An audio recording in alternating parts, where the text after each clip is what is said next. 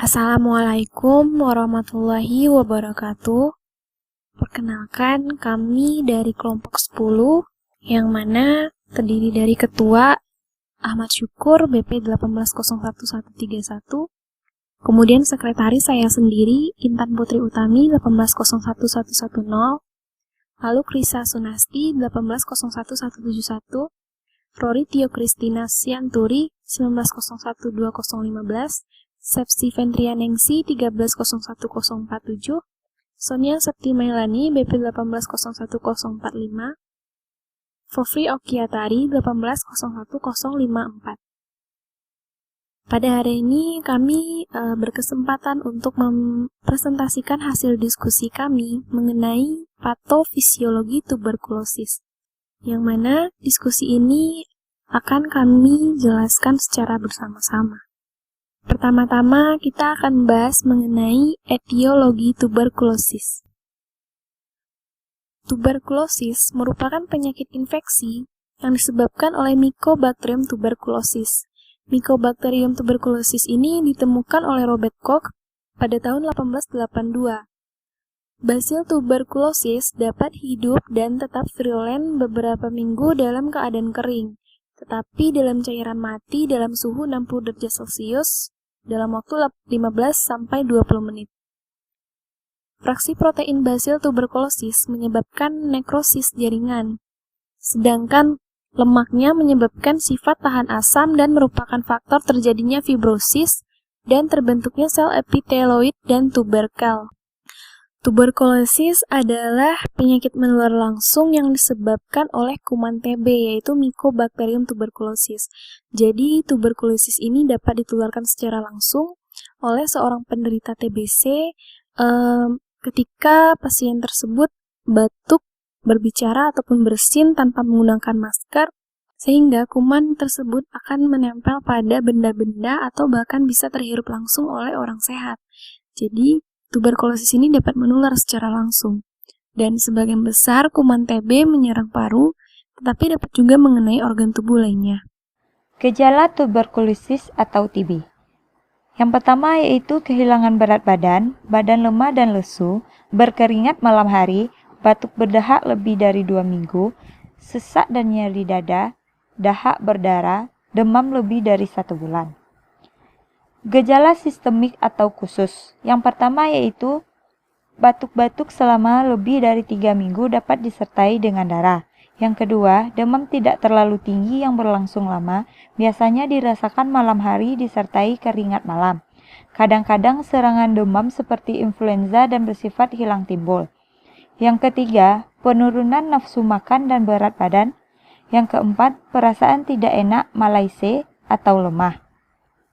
Jadi saya akan menjelaskan tentang gejala khusus, di mana gejala khusus ini terbagi menjadi 4 kategori. Yang pertama ialah tergantung dari organ tubuh mana yang terkena.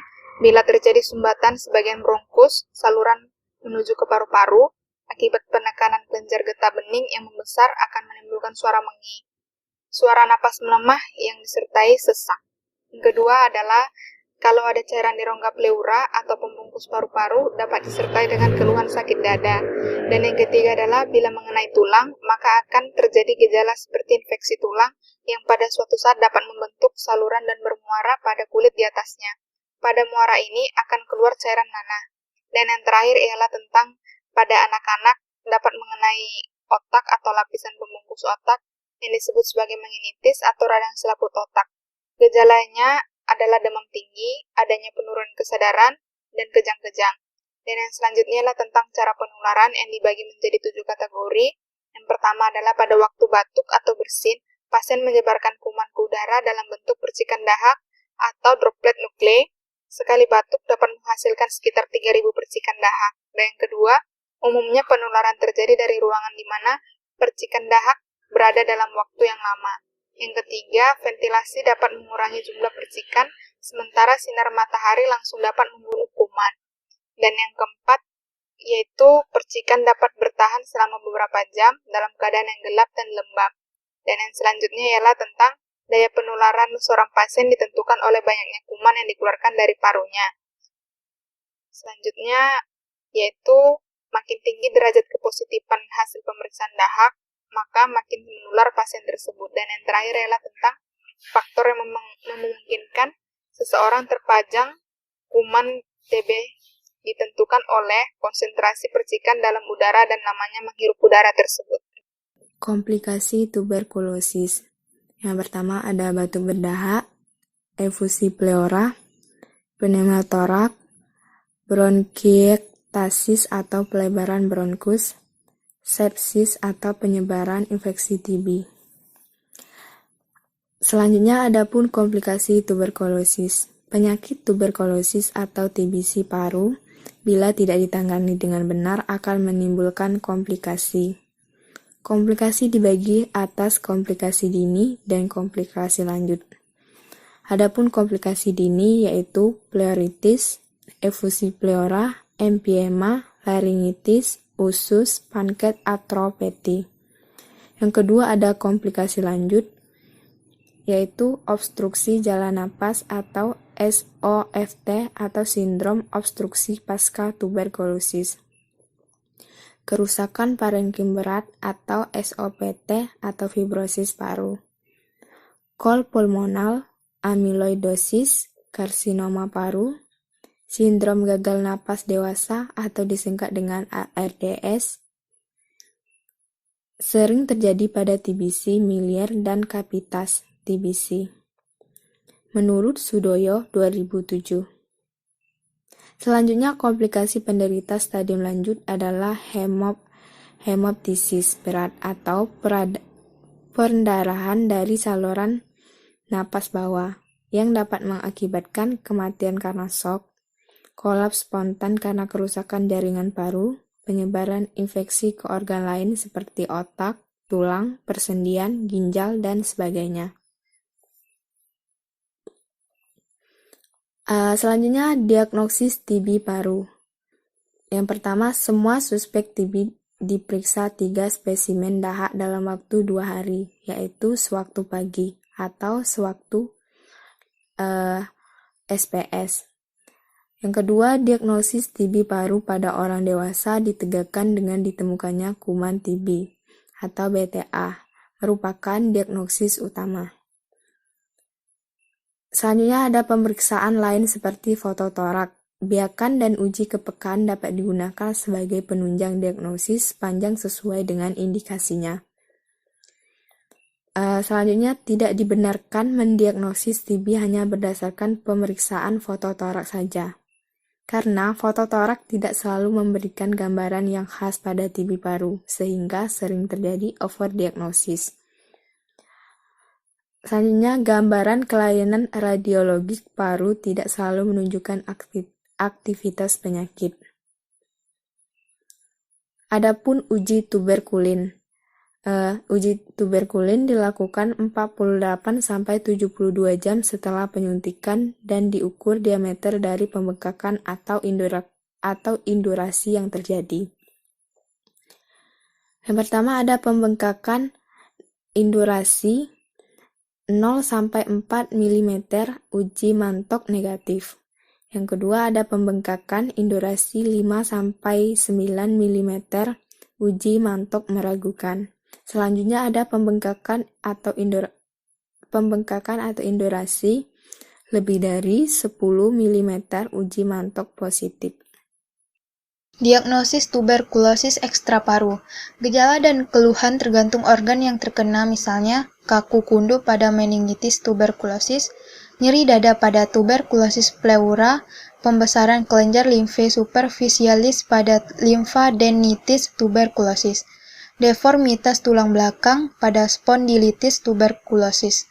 Diagnosis pasti sering sulit ditegakkan, sedangkan diagnosis kerja dapat ditegakkan berdasarkan gejala klinis tuberkulosis yang kuat dengan menyingkirkan kemungkinan penyakit lain.